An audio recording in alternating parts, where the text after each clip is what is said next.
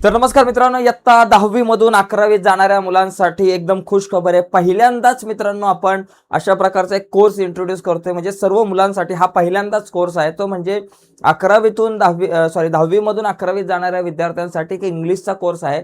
तर हा कोर्स नेमका काय आहे, याच्यामध्ये आपण नेमकं काय शिकणार, या सगळ्या मुद्द्यांवरती आपण चर्चा करणार आहोत.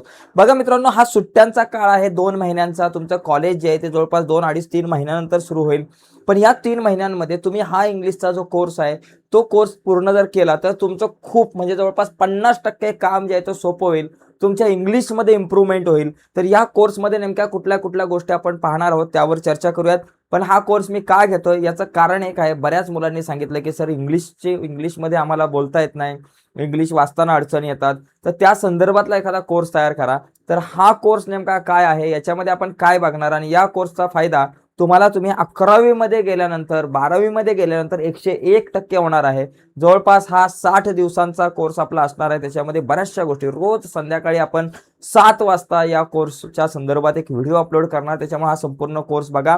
आणि त्याचबरोबर दररोज एक टेस्ट सुद्धा असणार आहे. दररोज एक टेस्ट आणि दररोज नवीन शब्द आपण शिकणार आहोत. छोट्या छोट्या शब्दांपासून मोठ्या मोठ्या शब्दांपर्यंत आपण जाऊयात. बघा मित्रांनो, या कोर्समध्ये आपल्याला काय आहे, सगळ्यात पहिला मुद्दा, आपल्याला इंग्रजी बोलायचं कसं, इंग्लिश कम्युनिकेशन स्किल यावरती आपण या कोर्समध्ये शिकणार आहोत की कसं इंग्लिश बोलता येईल, छोटी छोटी वाक्य कशी तयार करता येईल. इंग्रजी बोलायला अजिबात घाबरायचं कारण नाहीये. त्याच्यानंतर लिहायचं कसं, रायटिंग स्किल जे आहे ते तुमचं डेव्हलप करायचा आपण प्रयत्न करणार. कारण बऱ्याच मुलांना इंग्लिश बोलता येतं काही लोकांना, परंतु लिहिताना अडचणी येतात. तर लिहायचं कसं, व्याकरणाच्या चुका कशा टाळायच्या या मुद्द्यावर चर्चा करणार आहोत. वाचायचा सुद्धा प्रॉब्लेम येतो, काही मुलांना रीडिंगचा प्रॉब्लेम येतो. तर कसं वाचायचं इंग्रजीचे मोठे मोठे शब्द जे आहेत ते कसे वाचले पाहिजे, त्याचं प्रोनाऊन्सिएशन, या सगळ्या मुद्द्यांवर आपण चर्चा करूयात. आणि त्याचबरोबर इंग्रजी व्याकरण, इयत्ता 11वीला इम्पॉर्टंट असणारं इंग्रजी व्याकरण. बघा, जी विद्यार्थी 9वीला आहेत त्यांनी सुद्धा ही व्हिडिओ बघितली तरी चालेल हा कोर्स, कारण याच्यामध्ये आपण ऍक्च्युली फक्त 10वीतून 11वीत जाणाऱ्या मुलांसाठीच नाही, तर सगळ्या विद्यार्थ्यांसाठी हा कोर्स खूप महत्वाचा आहे. कुठल्याही इयत्तेत असाल तरी खूप इम्पॉर्टंट आहे. इंग्रजी व्याकरण जे तुम्हाला 10वीला, 8वीला, 9वीला आणि 11वीला जास्त विशेष करून, आणि 12वीला जे इंग्लिश व्याकरणाचा भाग आहे त्यावर आपण चर्चा करणार आहोत. आणि रायटिंग स्किल, शेवटी आपण रायटिंग स्किल बघणार आहोत या कोर्समध्ये. तर या रायटिंग स्किलमध्ये आपण जे तुम्हाला 11वी 12वीला जो रायटिंग स्किलचा भाग आहे अतिशय महत्वाचा, तर त्या रायटिंग स्किलच्या भागावरती आपण इथं चर्चा करणार आहोत आपल्या या कोर्समध्ये. ठीक आहे. तर चला आता आणखी एक इम्पॉर्टंट, तर आज आपण इंट्रोडक्शन हे केलं. आता आज सुद्धा आपण एक काही इम्पॉर्टंट गोष्ट शिकणार आहोत. इंग्रजी भाषा जी आहे ती आपण कशी आत्मसात केली पाहिजे, इंग्रजी बोलण्यासाठी किंवा इंग्रजी लिहिण्यासाठी, इंग्रजी वाचण्यासाठी आपण काय एफर्ट्स केले पाहिजे तुमच्या इंग्लिशमध्ये डेव्हलपमेंट करण्यासाठी. इंग्लिशचं जे स्किल आहे त्यामध्ये जर का तुम्हाला डेव्हलप करायचे असेल तर त्यासाठी कुठल्या गोष्टी गरजेच्या आहेत, तर ते आपण या ठिकाणी अगोदर बघूयात. आज सुद्धा आपण काहीतरी शिकूयात. आणि आज ज्या गोष्टी आपण शिकणार आहोत खूप कमी शिकणार आहोत आज, पण उद्यापासून डिटेलमध्ये प्रत्येक मुद्द्यावरती चर्चा होणार आहे. आज ज्या काही गोष्टी शिकणार त्याची एक टेस्ट असणार आहे. रोज मित्रांनो मी ज्या गोष्टी तुम्हाला शिकवेल त्यावर एक ऑनलाईन टेस्ट असणार आहे. त्या टेस्टची लिंक व्हिडिओच्या खाली डिस्क्रिप्शन मध्ये दिलेली असेल. तर आजच्या सुद्धा एक छोटीशी टेस्ट आहे, तिची लिंक या व्हिडिओच्या खाली डिस्क्रिप्शन मध्ये आहे. ती टेस्ट तुम्ही द्या, पण त्या अगोदर ही व्हिडिओ संपूर्ण बघा, कारण या व्हिडिओवर आधारितच ती टेस्ट असणार आहे. बघा, तर बघा, 4 गोष्टी तुम्ही लक्षात घेणं गरजेचं आहे. कुठलीही भाषा जर तुम्हाला शिकायची असेल, ती मराठी असू द्या, जापनीज असू द्या, चायनीज असू द्या, इंग्लिश असू द्या, कुठलीही भाषा शिकण्याची एक प्रोसेस आहे. सगळ्यात पहिली गोष्ट लिसनिंग. बघा मित्रांनो, ज्यावेळेस एखादा छोटं मूल जन्माला येतं, लहान मुलगा ज्यावेळेस जन्माला येतो, जन्माला आल्या तो मराठीत बोलत नाही किंवा इंग्रजीमध्ये बोलत नाही. आल्यानंतर तो गुड मॉर्निंग, गुड आफ्टरनून किंवा काय बाबा कसं आहे मम्मी, बरी आहे ना, मला चहा दे, मला टोस्ट दे, मला वरण दे, भात दे, असं काय बोलत नाही तो. कारण त्याला बोलता येत नाही. याचं कारण असं आहे की त्याच्या मेंदूमध्ये जो ब्रोकाज एरिया असतो भाषेचा एरिया आपल्या एका मेंदूमध्ये असतो. मेंदूमध्ये खूप सारे एरियाज असतात. त्याच्यामध्ये जो भाषेचा एरिया आहे त्याच्यामध्ये 2 भाग असतात, एक वर्निक आणि एक ब्रोकाज. वर्निक म्हणजे त्या भागामध्ये जेवढे शब्द आपण ऐकतो तेवढे सगळे शब्द मेंदूच्या एका भागामध्ये स्टोअर होतात, जमा होतात. त्याला आपण वर्निक एरिया म्हणतो. मग त्या भागामध्ये सगळे शब्द जमा होतात. तो भाग सुरुवातीला ऍक्टिव्ह असतो. ब्रोकाज म्हणजे बोलण्याचा भाग ऍक्टिव्ह नसतो. त्यामुळे जवळपास हा भाग जवळपास एक महिना, 9 महिने, 1.5 वर्ष यानंतर हळूहळू तो ऍक्टिव्हेट होत असतो. ब्रोकाज बोलण्याचा एरिया म्हणजे सुरुवातीला फक्त ऐकण्याचीच प्रक्रिया चालू असते. लहान मूल सुरुवातीला अनेक शब्द ऐकतो, म्हणजे तो ज्या घरामध्ये राहतो ती भाषा त्याच्या कानावर पडते. आता महाराष्ट्रामध्ये राहणारा एखादा मुलगा, त्याच्या कानावर मराठी भाषा सतत पडत असते.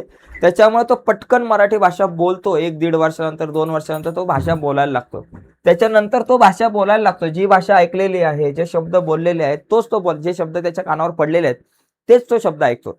हाच मुलगा जर का अमेरिकेमध्ये गेला असला, समजा एखादा लहान मुलगा ज्याचा जन्म भारतामध्ये झाला, 2 मुलं आहेत जुडवा, त्यांचा आपण म्हणतो ना जुळी मुलं, त्यांचा जन्म भारतात झाला आणि एका मुलाला पहिल्याच दिवशी अमेरिकेमध्ये घेऊन गेले आणि एक मुलगा भारतामध्ये एका ग्रामीण भागामध्ये राहिला. भारतामध्ये राहणाऱ्या त्या मुलाच्या कानावरती कुठली भाषा पडणार? मराठी. त्याच्यामुळे तो नंतर मराठीच बोलणार. अमेरिकेमध्ये जो मुलगा गेला त्याच्या कानावर इंग्लिशच पडणार, त्याच्यामुळे तो इंग्लिश बोलणार, त्याला काय मराठी येणार नाही. म्हणजे तुमच्या कानावर जी भाषा पडते ती भाषा तुम्ही बोलत असता.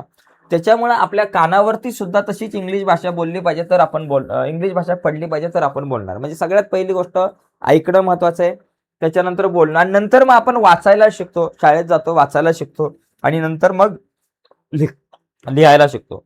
तर कुठलीही भाषा आत्मसात करण्याच्या, शिकण्याच्या या 4 पायऱ्या आहेत. पहिली गोष्ट, पहिली पायरी लिसनिंग. Listening must.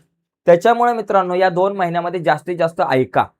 काय ऐका? मराठी भाषा नका ऐकू, इंग्लिश ऐका, जास्तीत जास्त इंग्लिश. इंग्लिश ऐका. आता काय ऐकायचं, कुठं ऐकायचं? बघा इंग्लिश मूवी बघू शकता. त्याचबरोबर इंग्लिश स्पीचेस नावाचा एक युट्यूब चॅनल आहे. स्पीचेस इंग्लिश स्पीचेस नावाचा एक युट्यूब चॅनल आहे. त्याच्यावरती जा. त्या चॅनलवरती तुम्हाला शाहरुख खान, अमिताभ बच्चन, मोठे मोठे काही सेलिब्रिटीज असतील, त्या सेलिब्रिटीजची इंग्रजीमध्ये भाषणं असतात आणि खाली सबटायटल पण असतात. ती भाषणं कानावर जाऊ ऐकू द्या. त्याच्यानंतर इंग्लिश स्टोरी. तुम्हाला मी सांगतो मित्रांनो, रोज 1 ते 1.5 तास फालतू तुम्ही इंस्टाग्रामवरच्या रील बघण्यापेक्षा, युट्यूबवरचे शॉर्ट बघण्यापेक्षा तुम्हाला मी सांगतो तुम्ही या गोष्टी ऐका. युट्यूबला जाऊन इंग्रजीच्या स्टोरीज, छोट्या छोट्या स्टोरीज, लहान मुलांच्या कासवाची गोष्ट असेल, छोट्या छोट्या स्टोरीज ऐका. त्या ऐकल्या, कानावर पडल्या, 1 तासभर कंटाळा येईल भावड्या, तुला सुरुवातीला काहीच समजणार नाही. मी तर तुला सांगतो पहिले आठवडाभर काहीच समजणार नाही. काय तू ऐकतोय डोक्याच्या वरून जाईल, कानावर शब्द पडतील. हळूहळू तुला समजायला लागेल. दुसऱ्या आठवड्यामध्ये जे काय ऐकतो ते समजायला लागेल. महिनाभर तुम्ही ऐकल्यानंतर तुम्ही थोडंसं काहीतरी बोलू शकता आणि नंतर 2 महिने जर तुम्ही ऐकलं या सगळ्या गोष्टी, रोज ऐकत बसला, कन्सिस्टन्सी महत्वाची आहे, सातत्य खूप महत्वाचं आहे. तुम्ही म्हणाला आठवडाभर मी ऐकतो नंतर मध्ये सोडून देतो, जाऊ द्या. जी मुलं 11वीला सायन्सला ऍडमिशन घेणार आहेत आपल्या मराठी मीडियमची, त्यांनी भावड्यांनो या गोष्टींकडे लक्ष द्या. इंग्लिश डेव्हलपमेंट खूप महत्वाचं आहे तुमच्यासाठी आणि जी सेमी इंग्लिशला होती त्यांच्यासाठी पण महत्वाचं आहे. सगळ्यांसाठी इम्पॉर्टंट आहे, कारण सायन्सला जर तुम्ही जाणार असाल तर सगळं इंग्लिशमधून आहे पुढे. त्याच्यानंतर मग तुमचा बोलण्याचा भाग सुरू होतो. ज्यावेळेस तुम्ही जितकं ऐकणं खूप महत्वाचं आहे, जितका जास्ती गोष्ट ऐकाल तुम्ही, कानावर पडेल, त्याच्यानंतर तुमच्या मित्रांशी, मैत्रिणींशी तुम्ही बोललं पाहिजे, कोणाशीही चर्चा केली पाहिजे इंग्रजीमधून, एखादा स्पीच पाठ करायचं आणि इंग्लिशमध्ये आरशासमोर बोलायचं, अशा गोष्टी सुद्धा तुम्ही करू शकताय. त्याच्यानंतर मग रिडिंगचा भाग आहे. काही गोष्टी तुम्ही वाचा मित्रांनो, छोटी छोटी पुस्तकं वाचा, युट्यूबवरून काही छोटे छोटे लेख वाचा. त्याचबरोबर तुम्ही 1ली, 2री, 3री, 4थी, 5वी, 6वीची पुस्तकं पण तुम्ही वाचू शकताय. तुम्ही जर गुगलला गेलात, ebalbharti.com या वेबसाईटवरती गेल्यानंतर तुम्हाला 1ली पासून 10वी पर्यंत, 12वी पर्यंत सगळी इंग्लिशची पुस्तकं मिळतील. ती पुस्तकं वाचा आणि त्याच्यानंतर रोज काहीतरी लिहा. रोज 1 पानभर काहीतरी लिहा. नवीन शब्द लिहा, नवीन पॅराग्राफ लिहा. लिहिल्यामुळे ते शब्द जास्त तुमच्या हातातून जातील. लिहा आणि नुसतंच लिहू नका. लिखाणासोबत मित्रांनो ते वाचा. जो पॅराग्राफ तुम्ही लिहाल, एखादा पॅराग्राफ रोज लिहायचा. लिहिल्यानंतर तो 2-3 वेळा वाचायचा. वाचत असताना त्या पॅराग्राफमध्ये जे शब्द तुम्हाला नवीन वाटतील ते शब्द त्याला अंडरलाईन करा आणि त्या शब्दांचे अर्थ तुम्ही रोज लिहा. असा जर रोज सराव केला मित्रांनो या 4ही गोष्टींचा, तर तुम्हाला खूप सारा फायदा होईल. तर आज आपण काय करणार? आज नवीन शब्द, रोज आपण 10 नवीन शब्द बघणार आहोत. तर आजचे 10 नवीन शब्द कुठले आहेत? रोज 10 नवीन शब्द आणि त्या शब्दांपासून तयार होणारी वाक्य सुद्धा आपण बघणार आहोत. छोटी छोटी वाक्य बघा, इंग्लिशमध्ये जर तुम्ही बघितलं तर अशी छोटी छोटी वाक्य असतात. आजचे 10 शब्द बघा. गो म्हणजे जाणे. आता जाण्यापासून एक किती सोपं वाक्य तयार होतं बघा. आय गो टू स्कूल, मी शाळेत जातो. आय गो टू स्कूल, मी शाळेत जातो. I go to washroom, I go to Mumbai, I go to Pune. अशा प्रकारे तुम्ही बोलू शकता. कम म्हणजे येणे.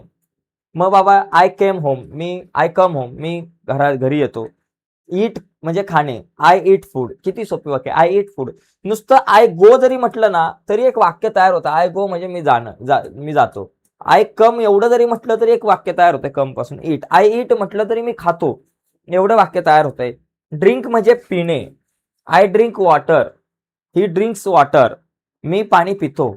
त्याचबरोबर रीड म्हणजे वाचणे, आय रीड अ बुक, मी पुस्तक वाचतो. पुढचा मुद्दा राईट म्हणजे लिहिणे, आय राईट अ लेटर, मी पत्र लिहितो. आय राईट अ एसे, मी निबंध लिहितो.